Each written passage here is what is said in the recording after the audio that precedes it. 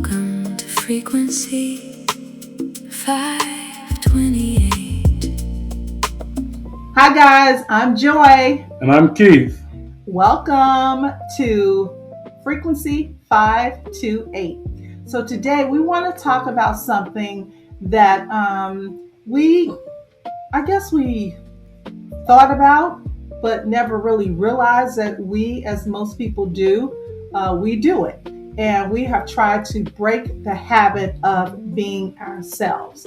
And that idea comes from the book by Dr. Joe Dispenza, lovingly known as Dr. Joe. So I don't know if many of you have heard of him, but a lot of people have, most people have. And I'm going to tell you just a little bit about Dr. Joe Dispenza.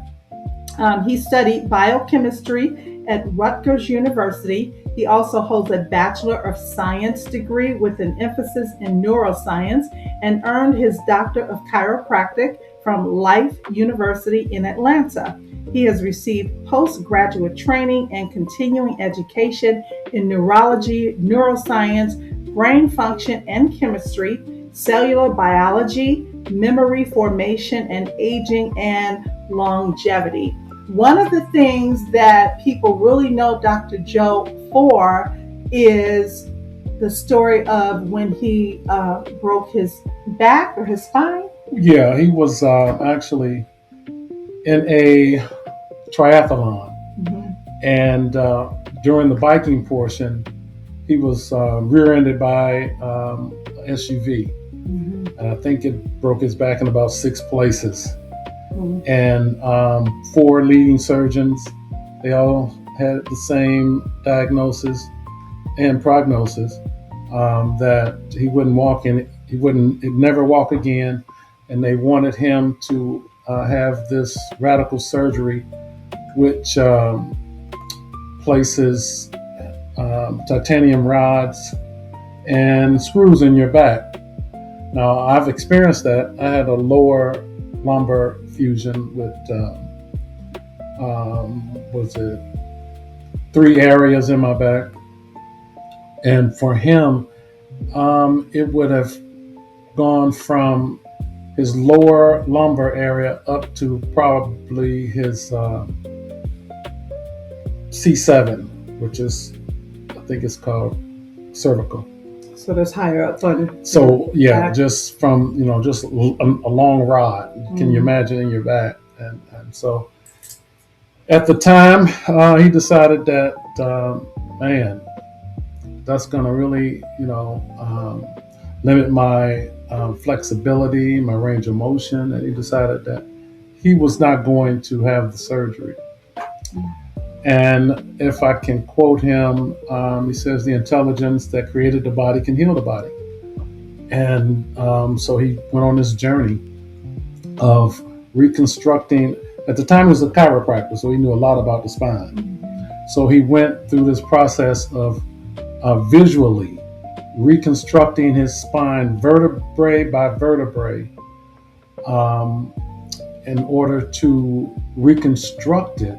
I know it sounds crazy, but he decided that he was going to make contact with this intelligence.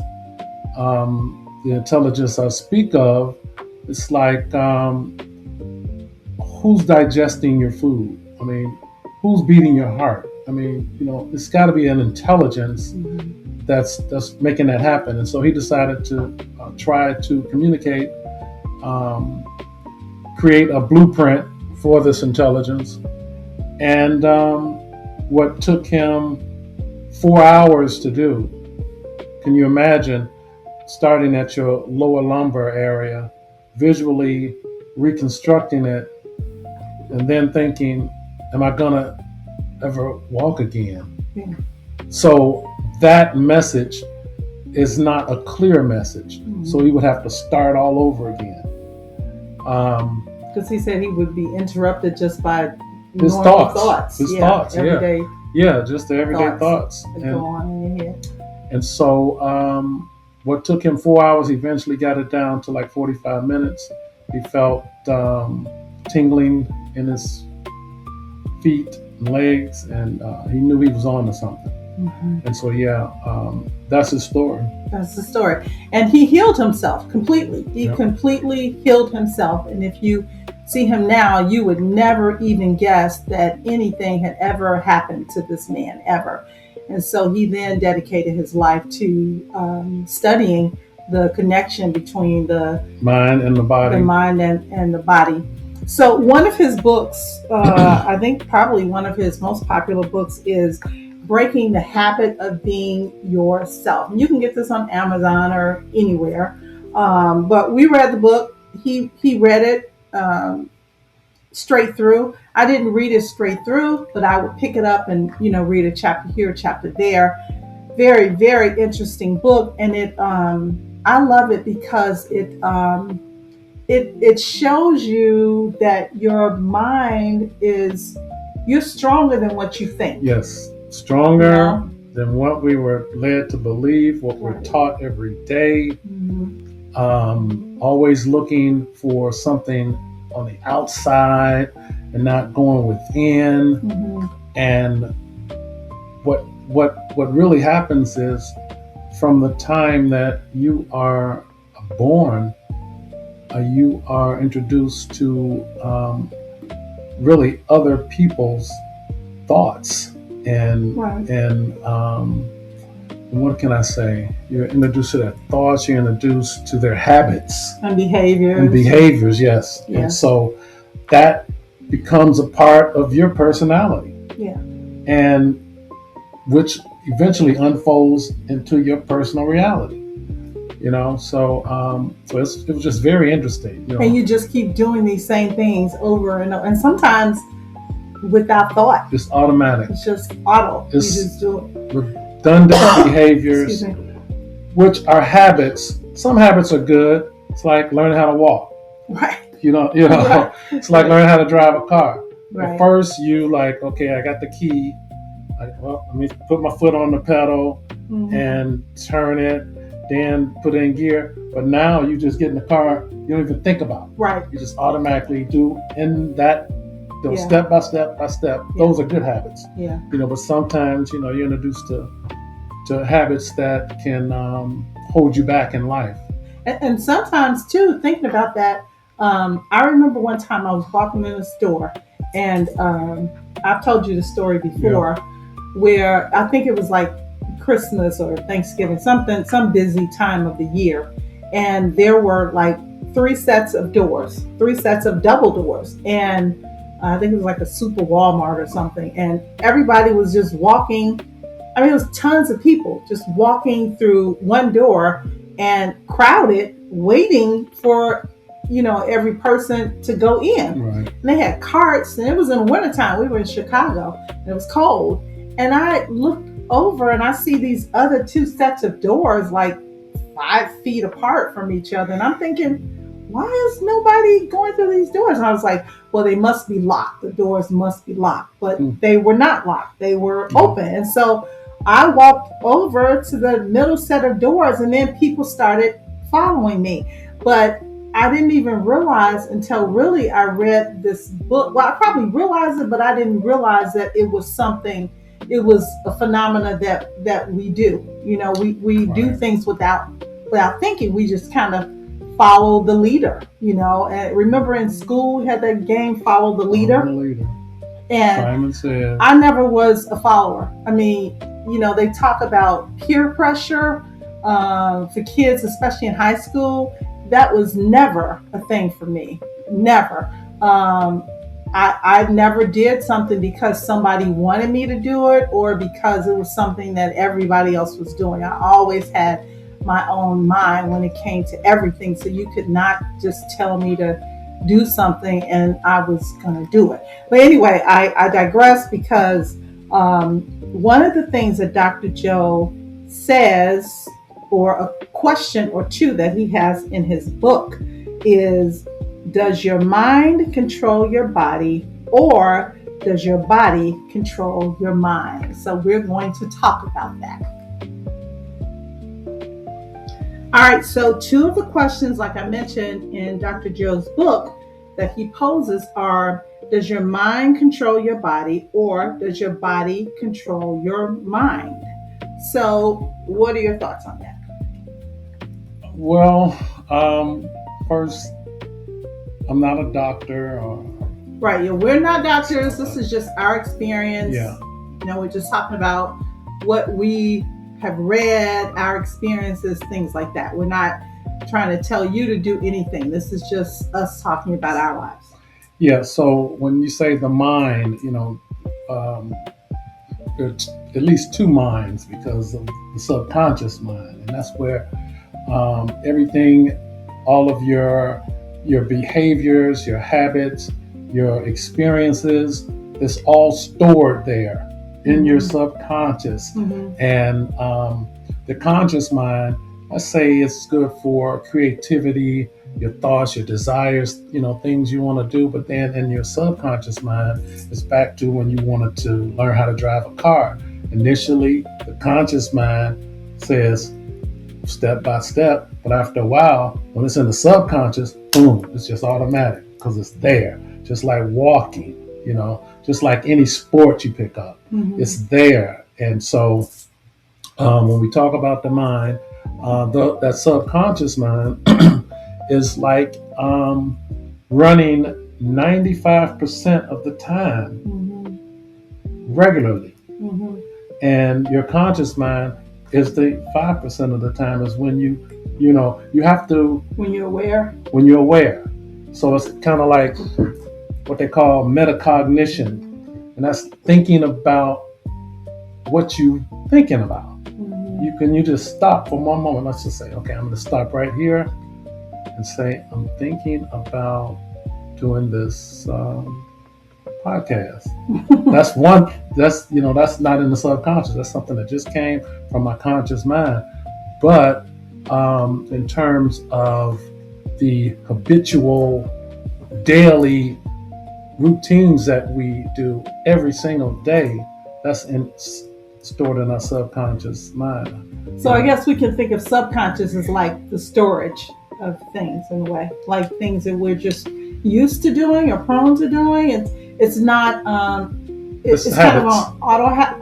Autopilot. Like Yeah. you get up in the morning, you shower, you brush your teeth, you do all that. Same so side of the you go to bed. work, Yeah, all that, right? all of those different things. Yeah. You drive the same way to Right. work. And those are the things he's talking about that we don't change easily. It's, Right. Yeah, we can't change. It's difficult to change what's in the subconscious. Yeah. So after I read this book, I intentionally started doing little things, like I would drive a different route Right. to places that I go, like when I go to work. I would intentionally say, okay, let me go this way today, or let me do this today, or even leaving, for work. I was always used to leaving at a certain time, but then I started switching it up. Yeah. I'm like, I could leave earlier, I could leave later, You're in whatever control. You're in control of that. I want to do. I wonder if subconsciously, I think that affects the way we eat too, probably. Like the things that we eat, we're just so used to eating certain things. A good example. You can say right now, I'm going to stop eating sweets. Consciously, you're saying that. But no, I'm not talking about you this time. But He's talking about me. No, but you can say, you know what, I'm not going to, but 10 minutes later, you reaching for that donut. And it's like, that's a habit. Why am I doing that? Has that ever happened to you? Something like that? I know you don't eat donuts, but. Yeah, all the time. I can say, let me use an example for me. Like if I'm playing Xbox or something, or if I'm reaching, say I'm washing, I notice this, when I'm washing dishes sometime, I will reach and bump my hand on, say the dish rack, because I'm not paying attention.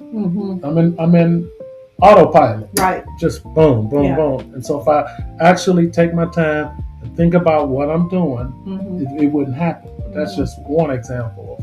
Everyone does that. Yeah.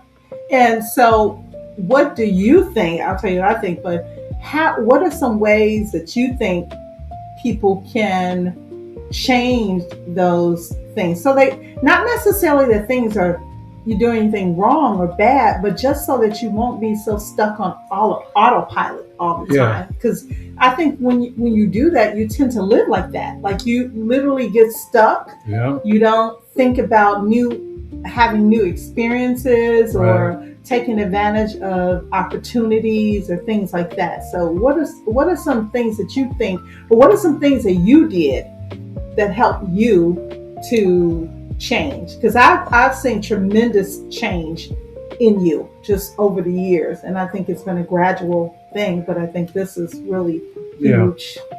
Yeah, I think for me, I just start exploring different schools of thought. And in doing so, I was introduced to things that I had not thought about before. You know, I was raised in a religious home. I guess you can call it that. We went to church and things of that nature. And what I found was, you know, I was walking around like this. And it's like Joe Dispenza said, if you are in the jar, you can't read the label. True. I never. Yeah, that's true. Right. You gotta get out, you know, and look around and explore stuff. I mean, and so for me, that was the start. Yeah. And I ran into what happened was, ironically, once I put my mind to explore, things just started coming. Be it YouTube or speaking with someone. It's like the universe. It's like, from my understanding, the mind is electric, synaptic, neuron, you know, electric. The heart is magnetic, and we live in an electromagnetic environment. So if you really, really, really want something, it's drawn to you. True. And we've seen that in our lives. It's like, I mean, we didn't know we would be here, but everything we wanted to do, we did it. Yeah. And, you know, and our journey continues. Yeah. But back then, you know, it was like, you know, do this, do that. Yeah. But it just, So long story short, I digress. But yeah, I just started looking outside the jar, so to speak. Yeah. Reading the labels, seeing what's going on, trying things, exploring. It's basically exploration. Yeah. And do you think that also means in changing the habit of being yourself? Do you think that also means opening up your thoughts as far as not necessarily agreeing with other people, but seeing other people's point of views or other people's lifestyles and things like that? Yeah, I think if it works for you, bravo. Yeah. I'm not trying to convince anyone to do what I'm doing because it works for me.